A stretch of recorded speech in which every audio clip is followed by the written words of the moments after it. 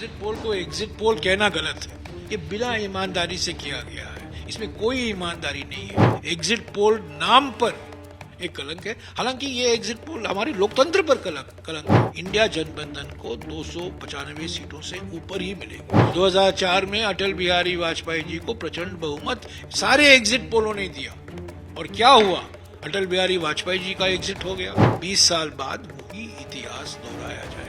India alliance के साथ साथ कांग्रेस पार्टी ने पूरी तरीके से एग्जिट पोल को नकार दिया है। इस पर ज्यादा बातचीत करने के लिए मेरे साथ हैं जयराम रमेश। सर, आप एग्जिट पोल को पूरी तरीके से नकार दिया है। आपने 295 का जो एग्जिट पोल को एग्जिट पोल कहना गलत है। ये बिना ईमानदारी से किया गया है, इसमें कोई ईमानदारी नहीं है।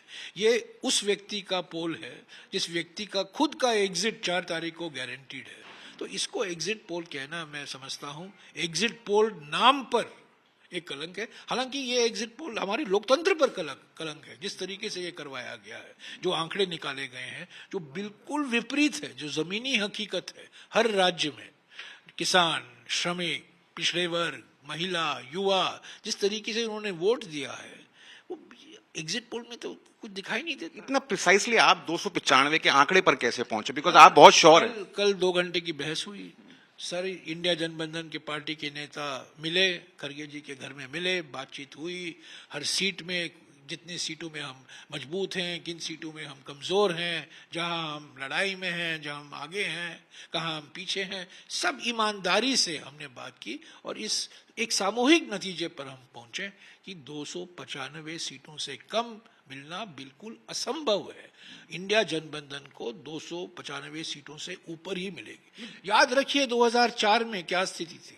2004 में अटल बिहारी वाजपेयी जी को प्रचंड बहुमत सारे एग्जिट पोलों ने दिया, और क्या हुआ?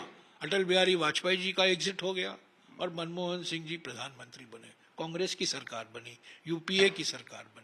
20 साल बाद वही इतिहास दोहराया जाएगा। आपने एक पहले कहा था कि बीजेपी दक्षिण में साफ हो जाएगी। आप खुद कर्नाटक से आते हैं। मैं आज भी कहता हूं, एग्जिट पोल में बताया जा रहा है बढ़ रही है। अरे क्यों मैं एग्जिट पोल में उस पर विश्वास ही नहीं रखता हूं। मैं एग्जिट पोल में कुछ विश्वास, केरला में क्या कह रहे हैं, तमिलनाडु में क्या कह रहे हैं, कर्नाटक में क्या रहे हैं, ये राजनीतिक हकीकत के बिल्कुल विपरीत है, बिल्कुल विपरीत है। और ये क्यों किया गया है? ये इसलिए किया गया है क्योंकि निवर्तमान प्रधानमंत्री ये मनोवैज्ञानिक खेल खेल रहे हैं। एक साइकोलॉजिकल जंग है, मनोवैज्ञानिक जंग है। हमारा हौसला कमजोर करें, हमारा जो मोराल है, हमारे कार्यकर्ताओं की जो आत्मविश्वास है, थोड़ा घटाए। यही तो है उनका मकसद। बीजेपी को आप कह रहे हैं माइंड गेम्स खेल रही है। इलेक्शन कमीशन ने आपको नोटिस जारी किया है कि आप भी बताइए कि 150 डीएम्स को कब फोन किया गया? हमने 117 शिकायतें की हैं। चुनाव आयोग, हमने 117 शिकायतें दर्ज की हैं 77 दिनों में। 14 शिकायत प्रधानमंत्री के खिलाफ हमने किया है, आचार संहिता का उल्लंघन। मैं चुनाव आयोग का बड़ा सम्मान करता हूं। संवैधानिक संस्थाएं हैं, उनका सम्मान करना मेरा फर्ज बनता है। लोकतंत्र में ऐसे भी चीफ इलेक्शन कमिश्नर रहे हैं, सुकुमार सेन, टीएन शेषन, जेएम लिंगडो, ऐसे लोग रहे हैं जो निष्पक्ष है।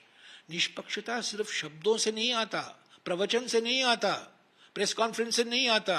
निष्पक्ष आपने काम से आता है। तो आप सबूत दीजिए कि आप निष्पक्ष हैं। 14 शिकायतें हमने प्रधानमंत्री के खिलाफ किया है। उनको हिम्मत नहीं थी कि प्रधानमंत्री को नोटिस भेजे, जेपी नड्डा को नोटिस भेजा। ये कैसी निष्पक्षता है? अगर आंकड़ा आपके पक्ष में आता है तो ये क्या कह सकते हैं कि कांग्रेस का नेता अगला प्रधानमंत्री बनेगा? वास्तविक है कि जब एक जनबंधन है, सबसे बड़ा पार्टी जो एकमात्र पार्टी होता है, वास्तविक है, पर इस पर चर्चा होगी। देखिए, इंडिया जनबंधन में एक तंत्र का तोप नहीं चलाया जाता।